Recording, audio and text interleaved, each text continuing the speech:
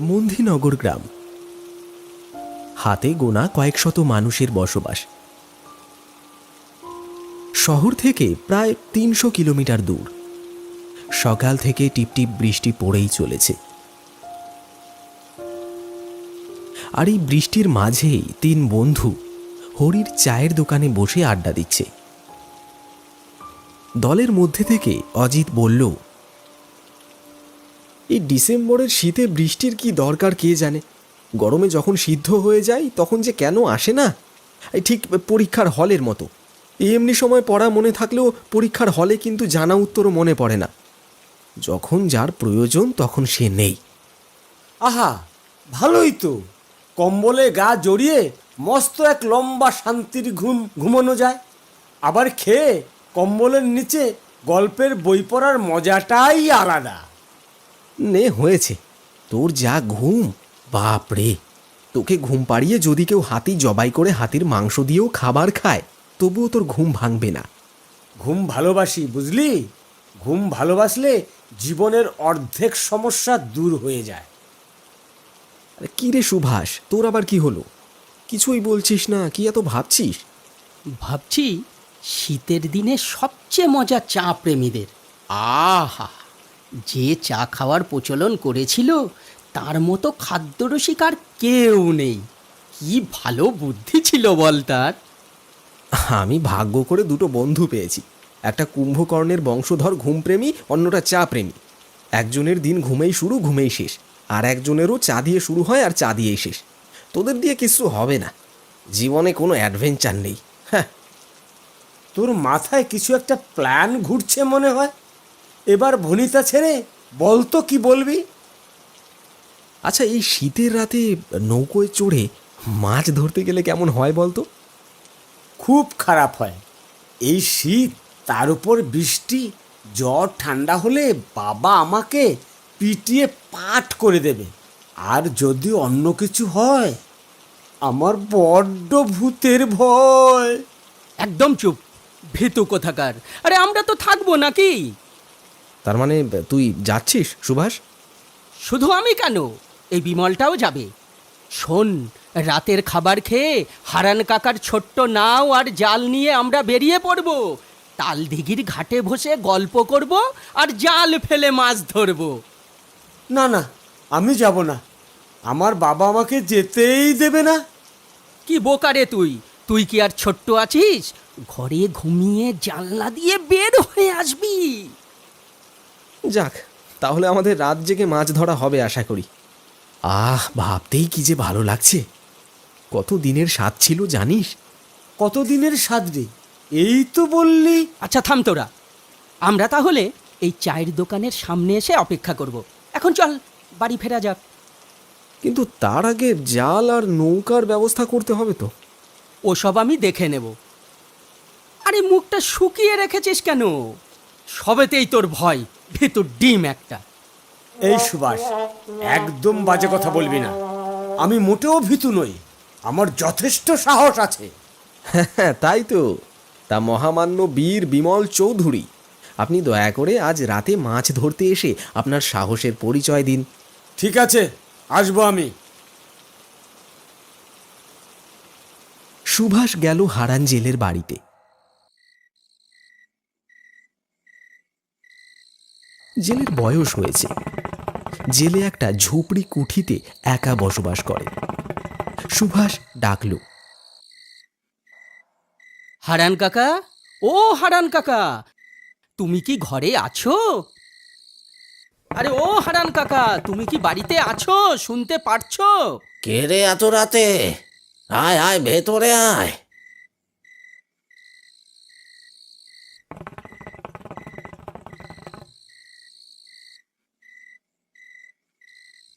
সে কি ছোট বাবু, আপনি এত রাতে আমার এই ছোট্ট কুটিরে কি মনে করে? ও তেমন কিছু নয়। তোমার নৌকা আর মাছ ধরার জালটা আমার আজ রাতে লাগবে। বন্ধুরা মিলে তালদিঘির ঘাটে সারা রাত মাছ ধরবো। দাও না গো কাকা, আমি তোমাকে 200 টাকা দেব। তাতে চলবে তো? হারান মাঝি ভীষণ ভয় পেয়ে বলল, কি বলছো ছোট বাবু? রাতে মাছ ধরতে যাবে? এ কাজ মোটেও সহজ কাজ নয়। তোমরা বরং দিনের বেলা আমার সাথে যেও। না না, আমরা রাতেই যাব, আর আজই যাব। আমি বন্ধুদের কথা দিয়েছি। তুমি আর না করো না কাকা, হারান কাকা, তুমি আর না করো না। রাতে শান্ত নদী বড্ড অশান্ত হয়ে যায়। নিশি গভীর হয়, খালি চোখেও অনেক কিছু দেখা যায়। সেসব সহ্য করার বয়স বা ক্ষমতা কোনোটাই তোমাদের হয়নি ছোট বাবু। তুমি দেবে কি না বলো, আমার জন্য ওরা অপেক্ষা করছে কিন্তু। আর রাগ করো কেন? দেব না কখন বললাম? তা বেশ, নিয়ে যাও। ওই যে ওই কোনায় জাল রাখা আছে, আর নৌকো ঘাটে বাঁধা আছে। ধন্যবাদ কাকা, তুমি খুব ভালো।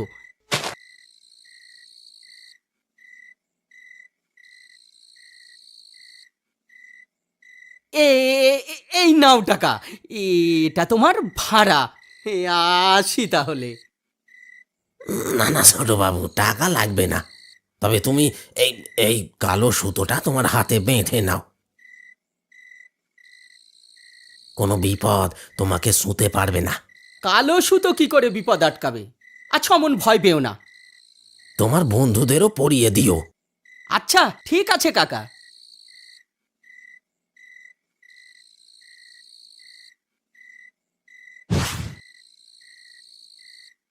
সুভাষ জাল নিয়ে দোকানের সামনে এসে দেখল অজিত একটা ব্যাগ হাতে দাঁড়িয়ে আছে। সুভাষকে আসতে দেখে অজিত বলল, এতক্ষণে তোর আসার সময় হলো? কখন থেকে অপেক্ষা করছি, ভাবছিলাম তখন এমনি আসবি বলেছিলি বোধহয়। এই শোন শোন, এই সুভাষ চৌধুরীর কথার দাম আছে। এত বড় একটা ব্যাগ কেন রে তোর হাতে?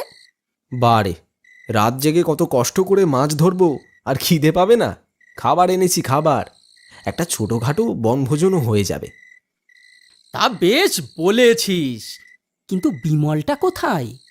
ও না এলে কিন্তু কাল থেকে ওর সাথে কোনো কথা বলবো না। তারা কথা বলতে বলতে এদিকে বিমল এসে হাজির। বিমলের চেহারায় বেশ ভয় দেখা যাচ্ছে। অজিত বলল, কিরে, তুই না সাহসী? তাড়াতাড়ি চলে আয়। তোর হাতে ওটা কালো সুতো? কালো সুতো কেন পড়েছিস? হারান কাকা দিয়েছে, কাল সকাল অবধি এটা হাতেই রাখতে হবে। আমি কথা দিয়েছি ওনাকে, উনি তোদের জন্যেও দিয়েছে। তোরা কি নিবি? হ্যাঁ দে, আমি শুনেছি কালো সুতো থাকলে বিপদ আসবে না। কালো সুতোয় যদি বিপদ আটকে দিত তাহলে মানুষ বিপদেই পড়তো না। এসব হচ্ছে মানুষের মনের অন্ধবিশ্বাস। সে যা হোক, আমাকে আমাকে ওটা দে তো সুভাষ, আমি হাতে পরে নেই। তুই বা বাদ থাকবি কেন? নে, পড়ে নে অজিত। চল যাওয়া যাক।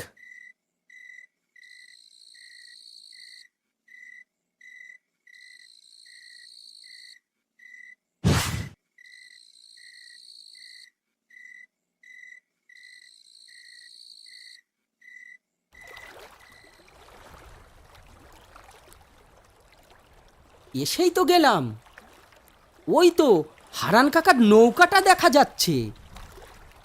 চারিদিকে ভীষণ অন্ধকার। কলকল করে নদীর জলের শব্দ বয়ে আসছে। চারিদিকে পরিবেশটি বেশ ভয়ানক।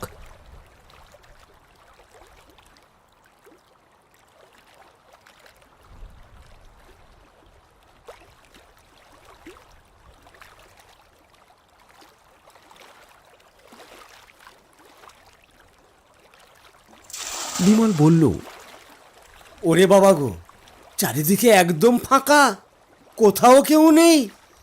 আমরা তিনজন শুধু নদীর বুকে ভাসবো। হ্যাঁ ভাসবো, এত ভয়ের কি আছে? নিয়েছিস তো কালো সুতো। এদিকে সুভাষ নৌকো চালাচ্ছে, বিমান নৌকোয় বসে আছে, আর অজিত নদীতে জাল ফেলতে লাগলো।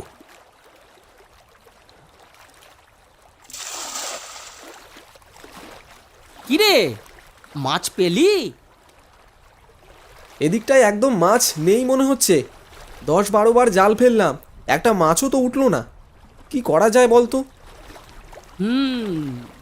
একটু এগোলেই পোড়া মন্দিরের ঘাট আছে, ওদিকটা একটু গিয়ে দেখবি নাকি?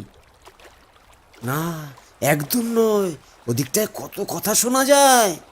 ওদিকে যাস না, দয়া করে ওদিকে যাস না, মাছের কি খুব দরকার। আজ আর মাছ হবে না, চল বাড়ি ফিরে যাই। আরে থাম তো তুই, পরে তো বলবি আমি মাছ ধরতে জানি না।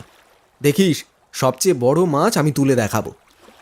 সুভাষ, চল পোড়া শ্মশান ঘাটের দিকেই যাই। যাস না, চল বাড়ি ফিরে যাই। আরে ভয় কেন পাচ্ছিস? আমরা তো আছি, চল তাড়াতাড়ি।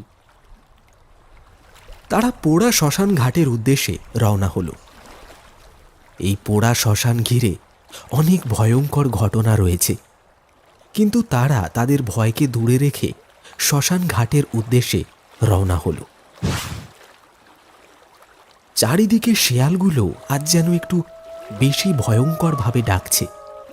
ভয়ঙ্কর আলো আধারিতে পরিবেশটা যেন বেশ ভীতিকর। বিমল বলল, শিয়ালগুলো এমন ভয়ঙ্কর ভাবে ডাকে। দেখ, আমি আগেই বলেছিলাম এদিকটায় আসিস না, তোরা আমার কোনো কথাই শুনলি না। চারপাশটা দেখ কি ভয়ঙ্কর। এই সত্যি রে অজিত, এ চারপাশে কেমন না গা ছমছম করছে। অজিত চল, এখান থেকে ফিরে যাই। আহ, একটু অপেক্ষা কর, এসেছি যখন কয়েকবার জালটা নদীতে ফেলি। অজিত নদীতে জাল ফেলল। তারপর যখন নদী থেকে তার জালটি সে টেনে তুলল, তখন দেখল তার জালের সাথে একটি মেয়ের মুন্ডু উঠে এসেছে। মুন্ডুটি দেখে তারা ভয়ে যেন থর থর করে কাঁপতে লাগলো। কি ভয়ঙ্কর, কি ভয়ঙ্কর! এটা কি, এটা কি!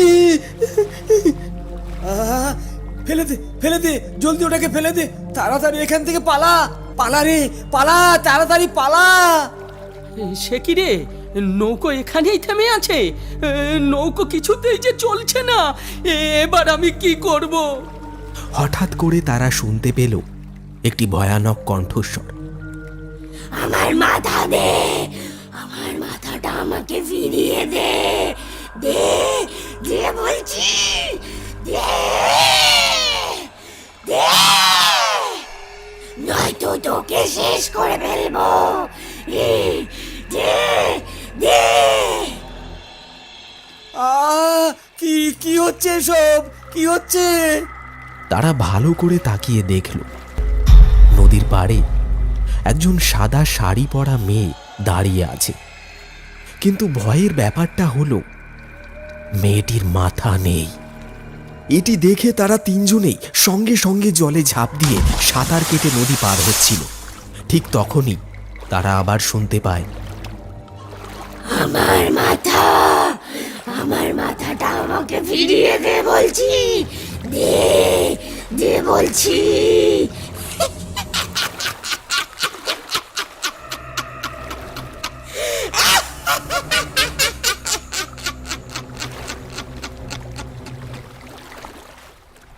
ওরা তিনজনেই নদী পার হয়ে তড়ি ঘড়ি দৌড় দিল।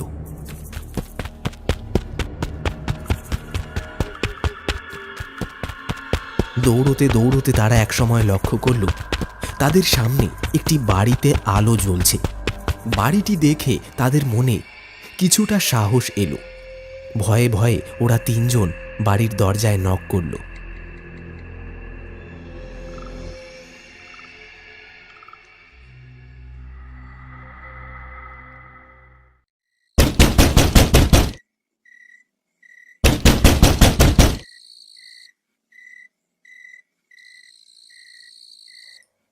বাড়ির ভেতর থেকে একটি লোক বেরিয়ে এসে বলল, তোমরা কারা বাবা, এত রাতে এখানে? ওরা ওদের সাথে ঘটে যাওয়া ঘটনাটা সম্পূর্ণ খুলে বলল। সব শোনার পর লোকটি বলল, এসো এসো, তোমরা ভেতরে এসো।